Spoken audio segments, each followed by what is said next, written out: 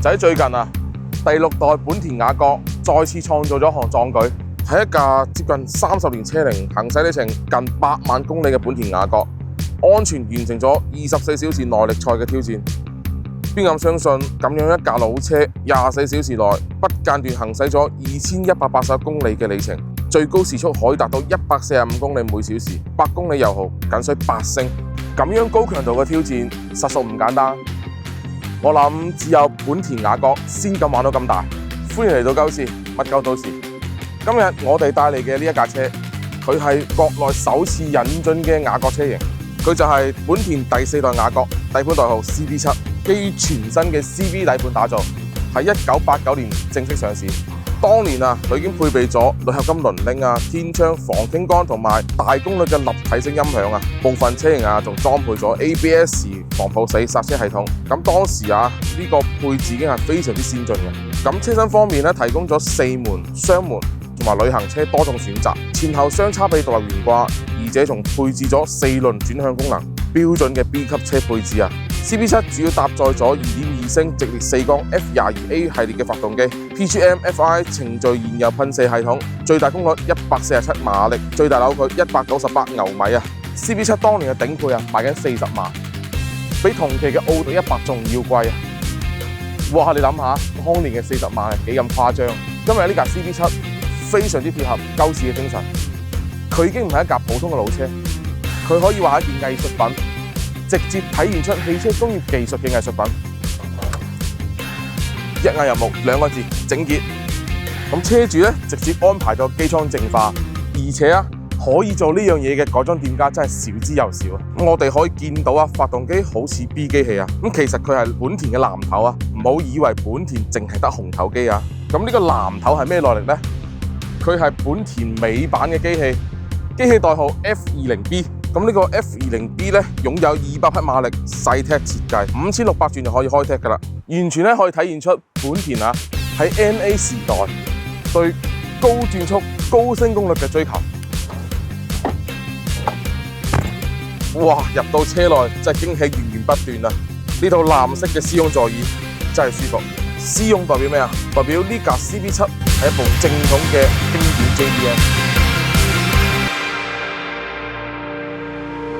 喺國內啊，有路權嘅 CB7 真係唔多啊，而且咁精神、咁精品嘅，可以話係個位數啊。咁我都問過車主啦，點解你會買一架 CB7 嘅？咁車主咧喺個機緣巧合嘅狀態，喺黃色嘅 AF 市上邊咧一眼就睇中啦，就即刻出發買車過戶。就係咁樣，呢架 CB7 就成為咗車主嘅一眼萬年。咁其實當年啊 CB7 嘅年代，嗰啲咩走私車啊、飛頂車啊，可以話係橫行無道啊。到今時今日，可以揾到一架咁整嘅 CB7，實屬唔容易啊！即係到而家，即係大家睇到嘅 CB7，而家可以有咁精神嘅狀態，其實車主都花咗好多時間同心血，就好似呢個換擋機構、呢個手感、呢個機械感，有成個設計，可以話係無敵嘅狀態。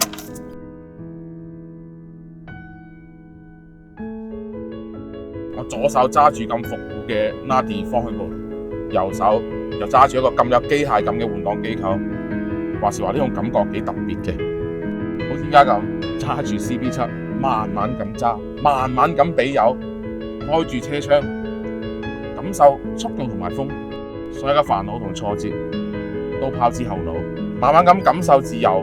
其實玩車同做人一樣嘅，每一次換檔就等於每一次經歷，車壞咗就等同於人生遇到挫折，冇嘢係搞唔掂嘅，冇嘢係過唔去嘅。人生需要目標，揸車都需要目的地。風景喺路上，坎坷都係路嘅部分。一路會遇到好多人，其實我哋要學識珍惜。揸車簡直就好似一場人生嘅微縮體驗。作為一款全球車型，本田雅閣已經暢銷咗46年，成為全球最暢銷嘅 B 級車。咁喺國內咧，雅閣車主啊已經超過280萬。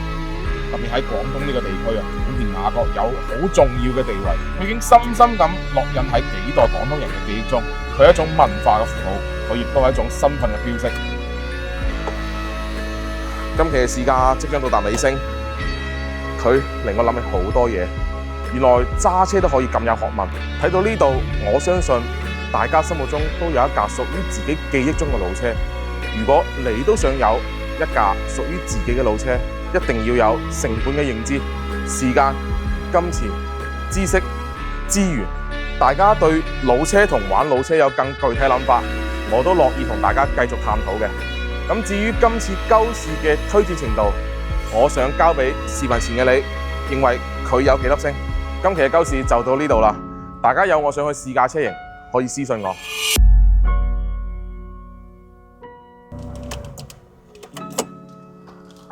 我屌刮腳嘅〜